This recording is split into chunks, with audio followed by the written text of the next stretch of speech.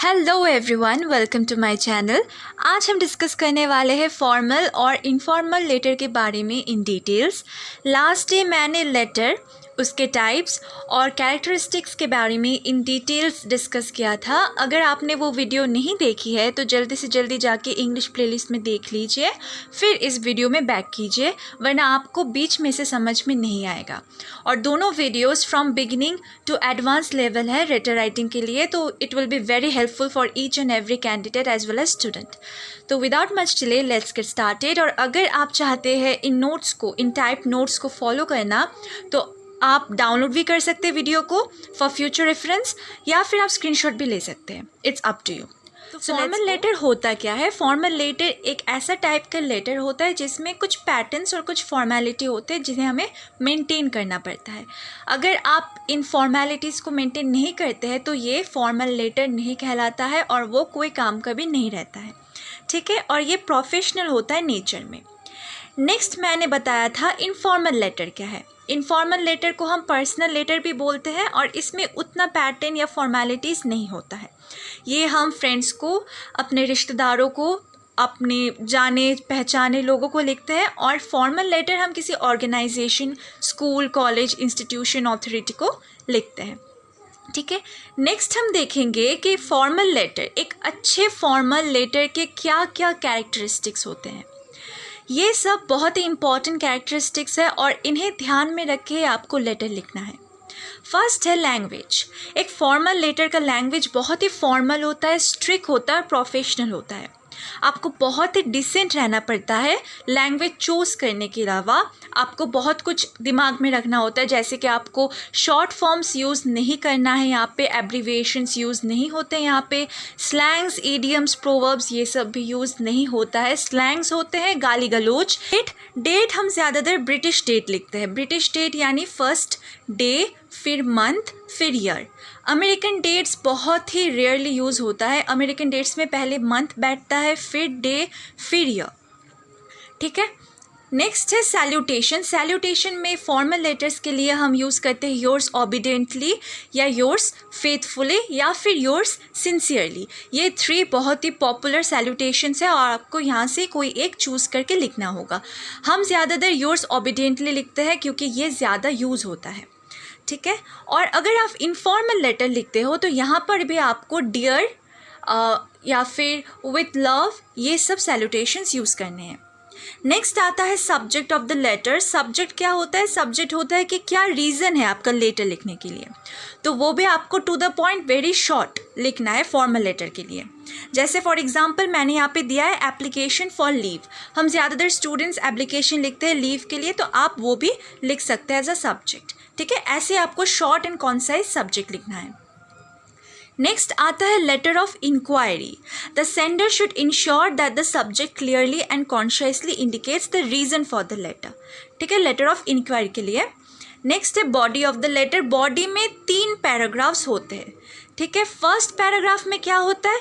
First paragraph में आप अपना इंट्रोडक्शन देते हो, मतलब आप जिसको लेटर लिख रहे हो उनको भी तो जानना चाहिए ना कि आप कौन हो, कहाँ से हो, क्यों लिख रहे हो। तो आपकी पहचान, आपका इंट्रोडक्शन बहुत इंपॉर्टेंट है। तो आपके इंट्रोडक्शन में क्या आ जाता है? आपका नाम, आपका डेजिग्नेशन, आप कहाँ के हो, ठीक है। जैसे फॉर एग्जांपल अगर मैं अपना बात करूँ तो आई am Vishwarupa Sarkar, student of this college. I am writing this letter to inform to you that, ऐसे आप स्टार्ट कर सकते हो, ठीक है।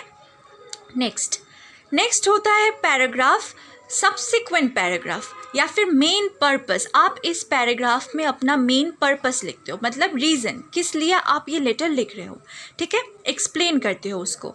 लास्ट पैराग्राफ में आप क्या करते हो? आप जो भी पॉइंट्स लिख रहे हो, जो भी रीज़न लिख रहे हो, उन सबको समराइज़ करते हो, मतलब इन शॉर्ट बताते हो।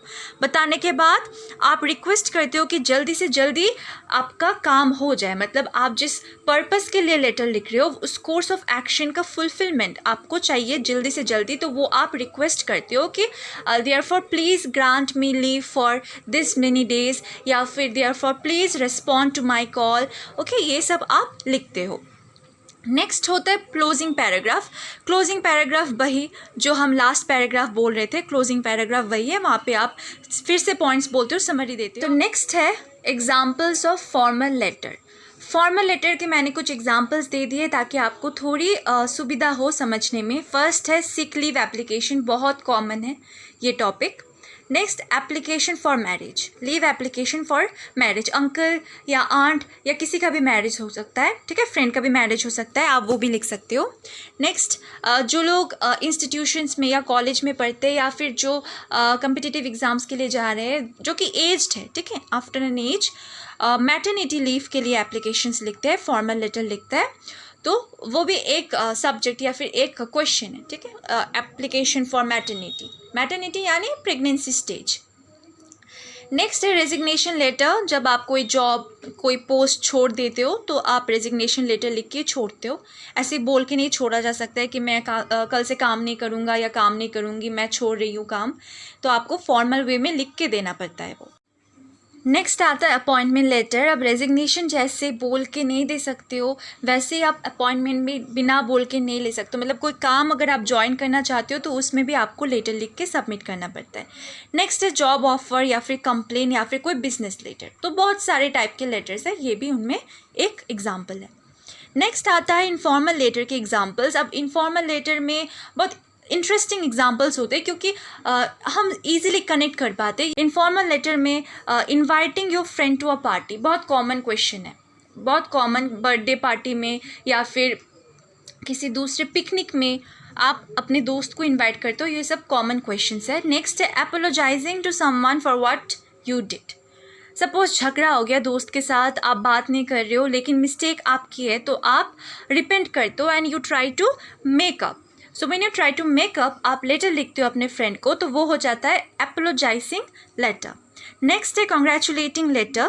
कॉन्ग्रेचुलेट करना अपने फ्रेंड को उसके सक्सेस में। सपोज आपके फ्रेंड ने स्पोर्ट्स कंपटीशन में पार्ट लिया था और he won the first prize, तो ऐसा जब होता है तब हम किसी को कॉन्ग्रेचुलेशंस लिखने के लिए लेटर लिखते हैं, तो वो हो जाता है कॉन्ग्रेचुलेटरी लेटर। नेक्स्ट आता है to ask for help from someone. आप सपोज़ किसी बहुत बड़े मुसीबत में फंस गए या फिर आपको कुछ चाहिए लेकिन आप उससे मांग सकते हैं जो कि आपसे दूर रहता है, तो अगर आप उसे इनफॉर्मल लेटर लिखते हैं तो आपको ये सब्जेक्ट लिखना पड़ेगा कि आस्किंग फॉर हेल्प या फिर ऐसा कुछ, ठीक है। आप जब किसी से हेल्प मांगते हो थ्रू इनफॉर्मल लेटर, तो वो भी एक क्वेश्चन हो जाता है। नेक्स्ट है wishing your best friend on his और हर बर्थडे, फिर इनविटेशन फॉर मैरिज, फिर informing about someone's demise. Demise मतलब जब कोई मर जाता है तो हम बोलते हैं हिज और हर डिमाइज।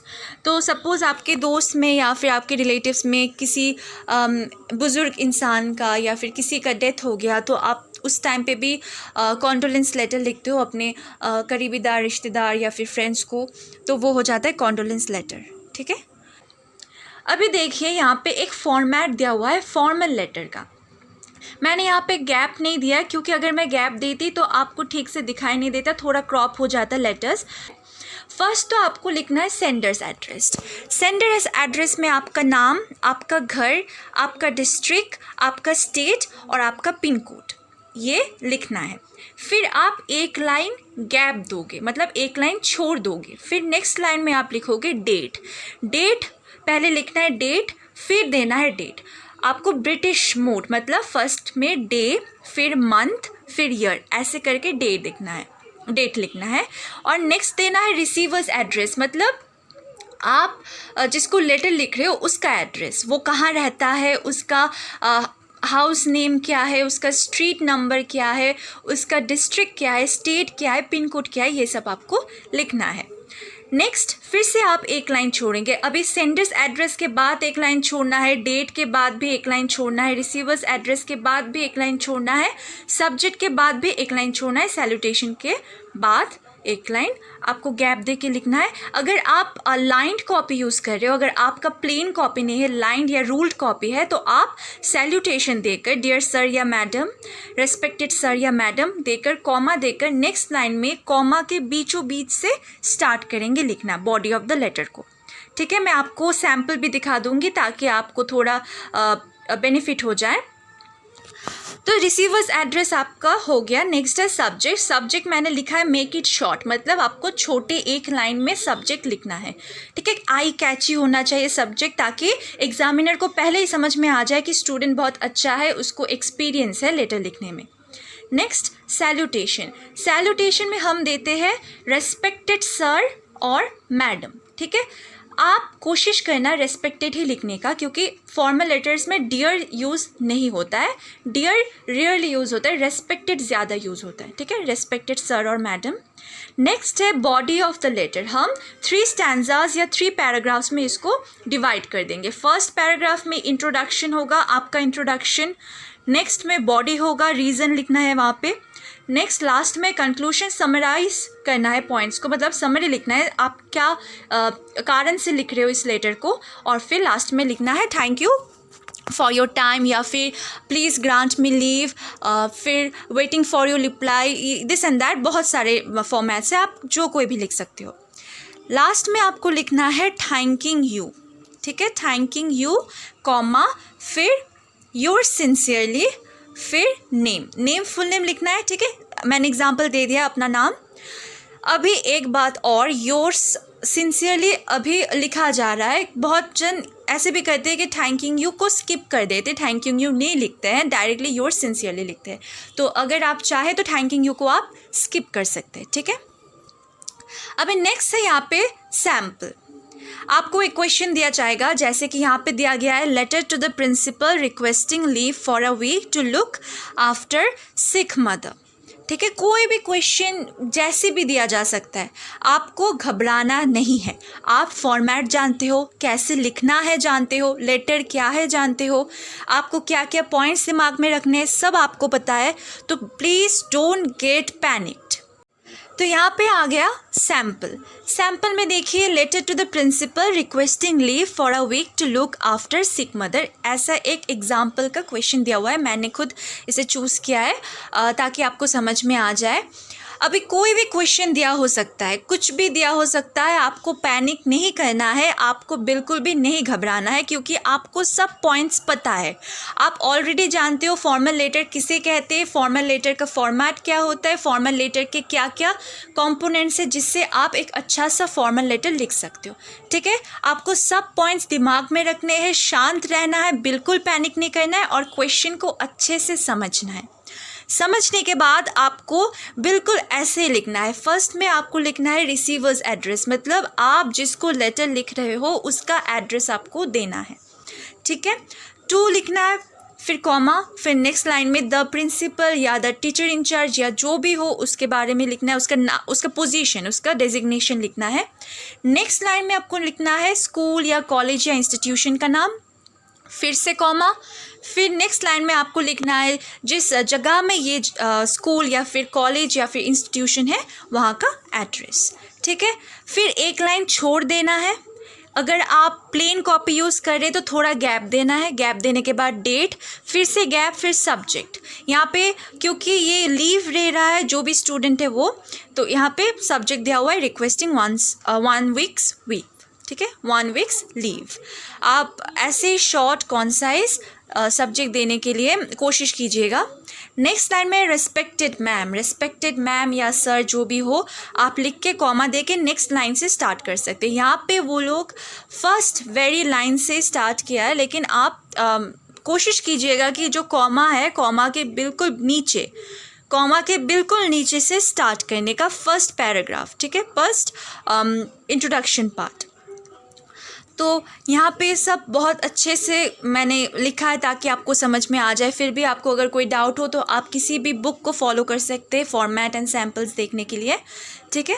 लास्ट में मैंने लिखा है योर्स फेथफुली कॉमा, फिर फुल नेम, फिर मेरा पोजीशन, जो भी पोजीशन होगा स्कूल में, कॉलेज में, इंस्टीट्यूशन में, वो आपको लिखना है, ठीक है। अभी इनफॉर्मल लेटर का भी मैंने फॉर्मल लेटर के साथ ही डिस्कस कर दिया है कि क्या क्या पॉइंट्स आपको दिमाग में रखने हैं। फर्स्ट तो है लैंग्वेज। सिंपल लैंग्वेज होता है, अनऑफिशियल लैंग्वेज होता है, बिल्कुल ट्रेस लेने की बात नहीं है। आप जैसे अपने आंटी को, अंकल को या फिर दोस्त को लेटर लिखते हैं वैसे लिखना है, लेकिन कोशिश कीजिएगा स्लैंग्स यूज़ ना करने का या फिर लिमिटेड स्लैंग्स यूज़ करने का, ठीक है। बोला तो जाता है कि स्लैंग्स या ईडियम्स या प्रोवर्ब्स ये भी आप यूज़ कर ही सकते हो, लेकिन जो भी यूज़ करता है वो समझता है कि मार्क्स सच में कटता है। ठीक है, एग्जामिनर वो थोड़ा सा अनकंफर्टेबल फील कर सकता है या फिर हेजिटेट कर सकता है कि मैं मार्क्स दूँ या नहीं स्टूडेंट को, तो ये उनके डिलेमा में बात रहती है। तो आप उन्हें डिलेमा में मत रखिए, आप slangs, idioms, proverbs, short forms, abbreviations ये सब यूज़ ना ही करें तो ही बेहतर है। ठीक है, नेक्स्ट है फॉर्मेट। फॉर्मेट भी मैंने बता दिया, यहाँ पे फॉर्मेट का मैंने डिटेल्स में लिख दिया है, आप इसको फॉलो कर सकते हैं ताकि आपको लिखने में थोड़ी सुविधा हो। नेक्स्ट आता है address of the sender. Address आपको अच्छे से लिखना है। ठीक है, एड्रेस ऊपर नीचे आगे पीछे अगर हो गया, आपने पहले पिन कोड लिख दिया फिर डिस्ट्रिक्ट लिख दिया, ऐसा अगर हुआ तो मार्क्स कटेगा, तो keep that in mind. Next आता है डेट। मैंने बोला था ब्रिटिश मोड होता है और एक अमेरिकन मोड, तो ज़्यादातर ब्रिटिश मोड को ही फॉलो करना प्रेफर करते हैं स्टूडेंट्स, तो आप भी ब्रिटिश मोड ही फॉलो कीजिए। नेक्स्ट है सैल्यूटेशन। सैल्यूटेशन में हम इनफॉर्मल लेटर के केस में डियर आंट, ओव यू, डियर एडा ऐसे एग्जाम्पल्स यूज़ करते हैं, डियर यूज़ करते हैं। ठीक है, नेक्स्ट है body of the letter. Body of the letter को भी आपको 3 पार्ट्स में डिवाइड करना है, जैसे कि फॉर्मल लेटर में होता है। ठीक है, फर्स्ट में आपको लिखना है greeting, like how are you, I am doing good, hope you are doing well, ऐसे आपको लिखना है। फिर लिखना है reason, I am writing this letter to tell you that, ऐसे स्टार्ट करना है। ठीक है, रीज़न लिखना है, पर्पस इस लेटर को लिखने का। नेक्स्ट है कंक्लूशन। कंक्लूशन में आपको लिखना है hope to meet you soon, ऐसा कोई फ्यूचर में हैंग अप या गेट अप ऐसे कुछ लिख दीजिए। ठीक है, नेक्स्ट है ग्रीटिंग। ग्रीटिंग में आपको लिखना है विथ लव, फिर आपका नाम नीचे। यहाँ पे आपको टाइटल नहीं देना है, फुल नेम नहीं लिखना है, सिर्फ आपका नाम लिखना है। ठीक है, आप स्टार्टिंग कैसे कर सकते हैं, यहाँ पे मैंने एग्जांपल दिया है लास्ट में कि ऐसे भी हो सकता है कि बहुत दिन बाद आप किसी फ्रेंड से मिल रहे हो जिसके साथ आपका बॉन्डिंग उतना स्ट्रांग नहीं है, लेकिन आपको कोई इन्फॉर्मेशन देनी है या लेनी है, तो आप लिख सकते हो कि did you here Adecco is now the president of a club. मतलब कोई ऐसा न्यूज़, मतलब ऐसे इंसान के बारे में न्यूज़ जिसको आप भी जानते हो वो भी जानती हो, मतलब म्यूचुअल फ्रेंड है। ऐसे भी आप गॉसिप या लेटर स्टार्ट कर सकते हो। नेक्स्ट है reason for writing the letter. ये भी आपको बहुत शॉर्ट में लिखना है, जल्दी से जल्दी टू द पॉइंट आना है। मैंने लास्ट वीडियो में भी यही बोला था कि आपको बिल्कुल भी लेंदी नहीं करना है लेटर को। बहुत से स्टूडेंट का ये टेंडेंसी रहता है कि अगर मैंने ज़्यादा लिख दिया, लेटर ज़्यादा हो गया तो फिर बहुत ज़्यादा मार्क्स मिलेगा, लेकिन ऐसा लेटर के केस में नहीं होता है। आप कोशिश कीजिए कि एक ही पेज में लेटर को पूरे से पूरे कंप्लीट करने का, मतलब फर्स्ट से लास्ट तक, बिगिनिंग से लास्ट तक आपका एक ही पेज में लेटर ख़त्म हो जाए। ठीक है, तो फिर बहुत ही अच्छा है। अगर नहीं होता है, थोड़ा एक स्टैंजा या फिर कुछ लाइंस नेक्स्ट पेज में आ जाते हैं तो भी ठीक है, एग्जामिनर को समझ में आएगा कि आपने कैलकुलेशन में थोड़ी गलती कर दी है, ताकि क्योंकि एक पेज में नहीं अटा है पूरा, लेकिन कोशिश कीजिए एक पेज में कंप्लीट करने का। ठीक है, नेक्स्ट है conclusion. Looking forward to seeing you, send my regards to your husband, ऐसा आप बोल के लास्ट में क्लोज कर सकते हैं। ठीक है, नेक्स्ट है सिग्नेचर। सिग्नेचर में आपको अपना फुल नेम नहीं लिखना है। ठीक है, यहाँ पे लिखा हुआ है कि you don't have to use any actual signature, no need for an actual signature. ठीक है, आप डायरेक्टली अपना फर्स्ट नेम लिख सकते हो। तो मैंने यहाँ पे फॉर्मेट दे दिया है, आप देख लीजिए। एड्रेस ऑफ द सेंडर दिया हुआ है, फिर डेट दिया हुआ है, डियर, आप नाम लिख सकते हो उस पर्सन का जिसको आप लेटर लिख रहे हो। Next body of the letter. Paragraph 1 में क्या है, ask for the wellbeing of the person. Paragraph 2 में the main reason to write the letter. Paragraph 3 में conclusion and end of the letter. फिर आपको लिखना है योर्स लविंगली, फिर खुद का फर्स्ट नेम। यहाँ पे मैंने सैम्पल भी दिया हुआ है। बहुत स्टूडेंट्स या फिर आप कह सकते हो कि बहुत स्कूल्स में सेंडर्स एड्रेस को राइट साइड में लिखा जाता है। यहाँ पे देखिए, आपको मैंने दे दिया है ब्रैकेट में एड्रेस ऑफ द सेंडर, बिल्कुल बिगिनिंग में लिखना है।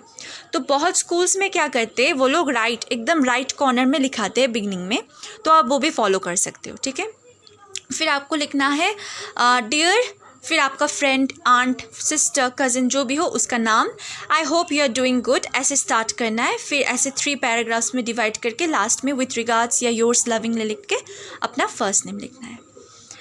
ठीक है, अभी लास्ट में मोस्ट इम्पॉर्टेंट क्वेश्चन आता है कि फॉर्मल लेटर लिखूं या इनफॉर्मल लेटर लिखूं, कौन सा बेटर रहेगा, किस में ज़्यादा मार्क्स आने हैं।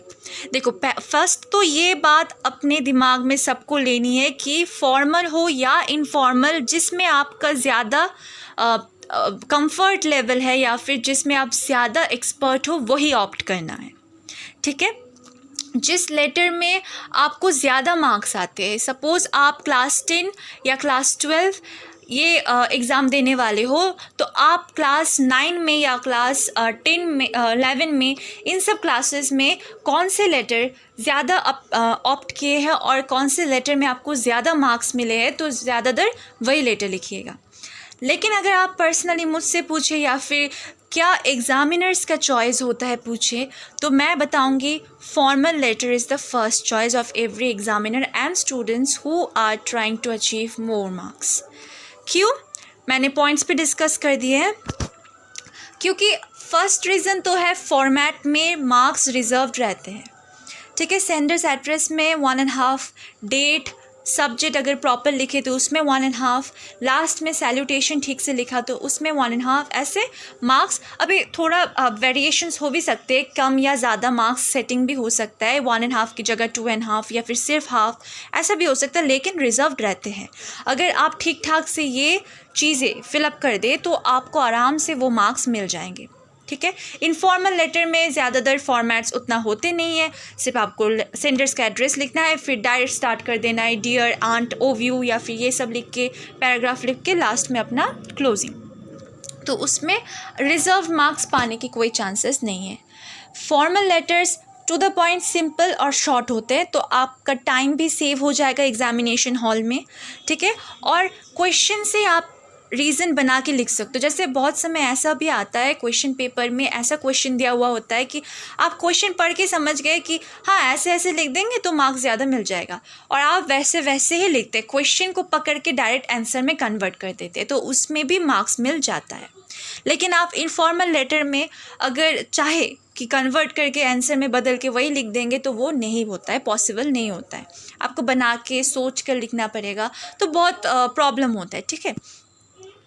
तो मैंने यहाँ पे पॉइंट्स डिस्कस किए हुए, आप इन्हें फॉलो कीजिए, और आई होप आपको वीडियो अच्छा लगा है। अगर अच्छा लगा है तो प्लीज़ सब्सक्राइब द चैनल और स्टे ट्यून्ड, क्योंकि मैं ऐसे वीडियोस बार बार दूंगी, बहुत सारे दूंगी। और बेल आइकन को प्रेस कर दीजिए, ऑल कर दीजिए, ताकि आपको सब नोटिफिकेशंस मिल जाए।